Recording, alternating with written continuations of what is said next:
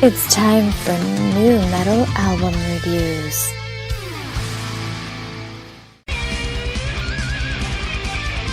This is Tim from Striker, and you're listening to According Metal.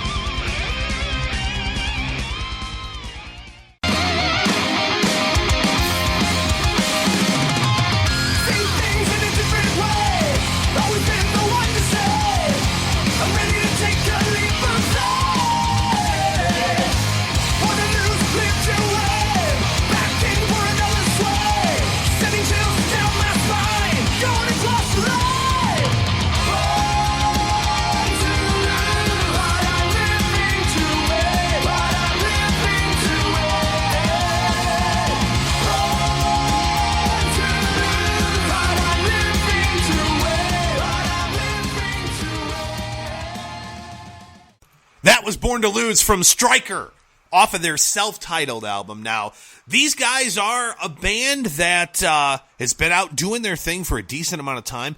Got crazy followers on Facebook for a band that sadly a lot of people still haven't heard of. In fact, Biv and I are new to this band for that matter. We had Tim Brown actually from Striker just on one of the more recent episodes of the show.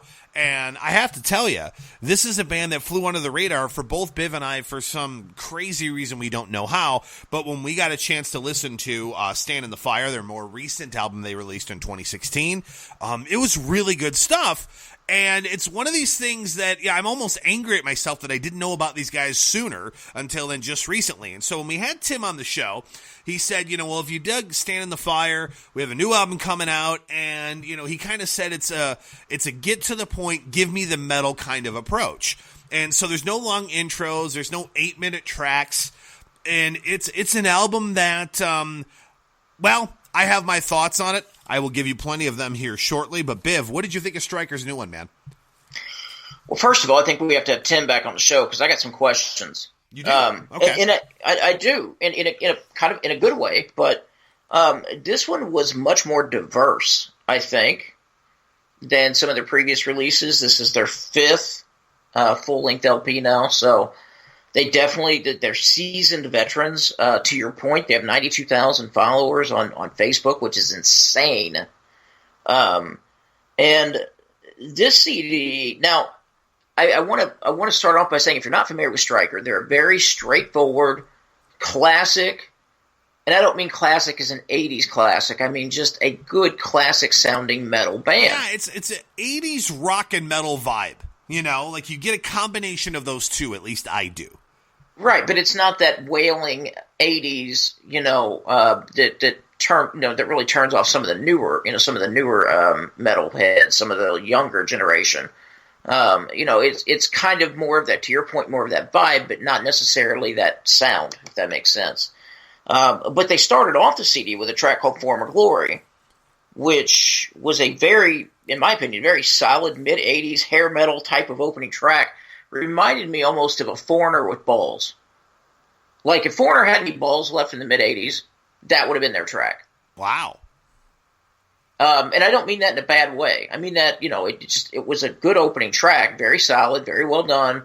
But then they followed that up with Pass Me By, which was like, almost like an Anthrax riff. Oh, yeah. Vocals. That's a headbanger with a lot of... That's a really, really good song with... like a lot of group vocals throughout the track. You notice that? Like, and that's throughout the album quite a bit, whether it's choruses or even just certain lines throughout the verses, like a lot of the whole band singing, the last 3 words of the verse or, that kind of thing. Right. Then they come back 2 or 3 tracks later with Rock the Night, which might be the worst title. It's just such a cheesy title. Rock the Night, such a cheesy title, but it is a great track. Very Holy Grailish, in my opinion.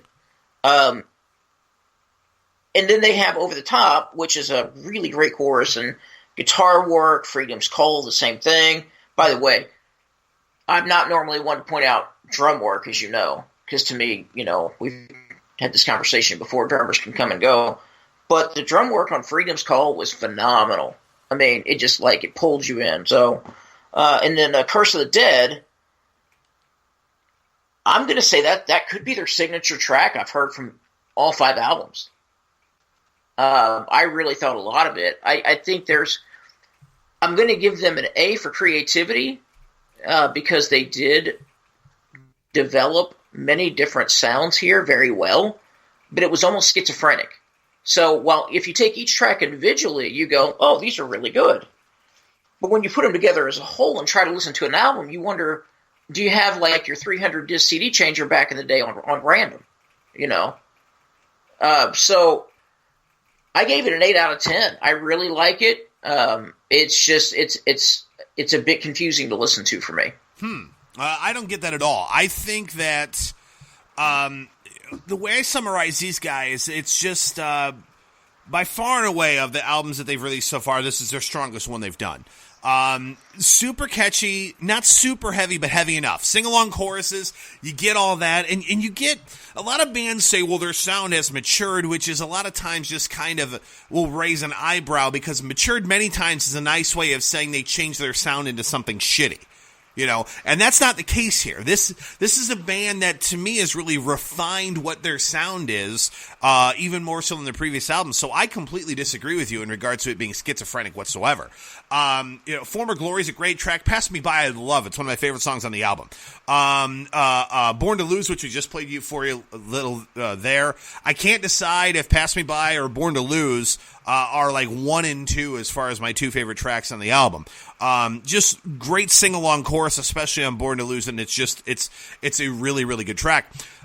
Cheating Death, by the way, this is where I'll go on a little side bar. The only knock I will have on this album, and it's a good knock for a weird reason. The longest song on this album is 4 minutes and 39 seconds.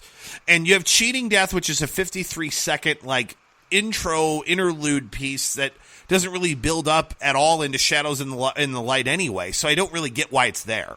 You have an album with, 9 tracks, of which 8 of which are actual music, none of which are more than 4 minutes and 39 seconds.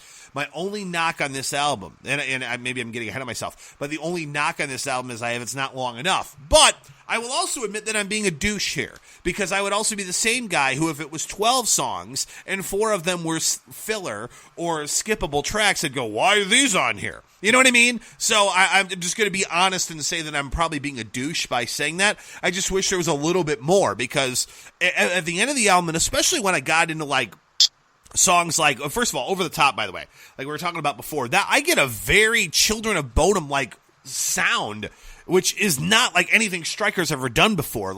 Very Alexei Laio, riffing there throughout a lot of that song. I love that song.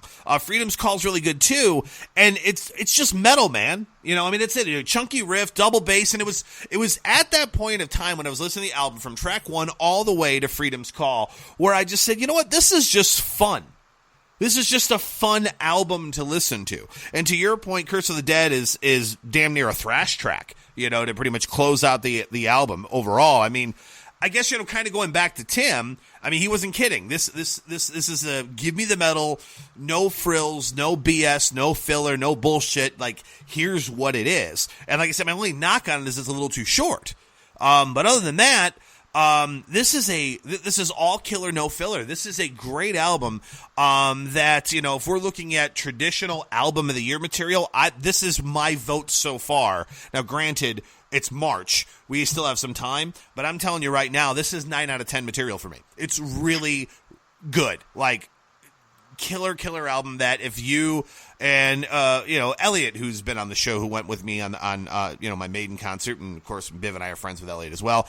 He's one of those guys who isn't like Biv and I, where he's a metalhead too, but he's not the kind of guy who's always looking for new bands and new music to listen to. He's kind of like, I know what I like and I know the sound of metal I like, and that's what I want.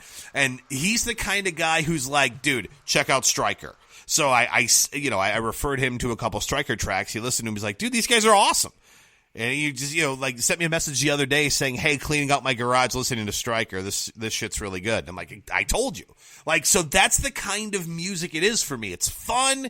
It's good. It's no frills. It's no BS. It's just, here's some metal. It's in your face.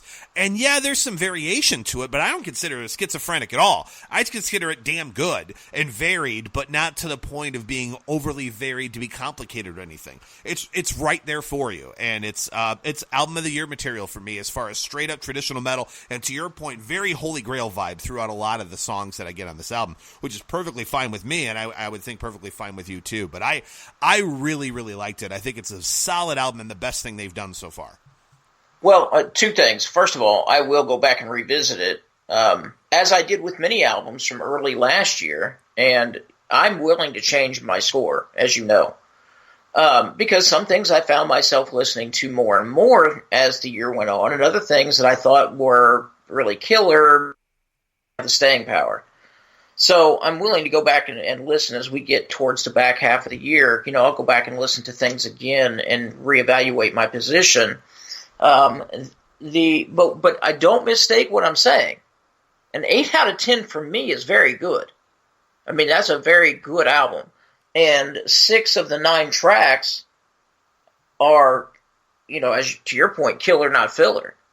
There's a couple I could live without, but 6 out of 8 or 6 out of 9 tracks, that's pretty doggone good. And I'm happy with it. So, 8 out of 10 for me. I'm going to stick with that for now, but I am willing to revisit it later.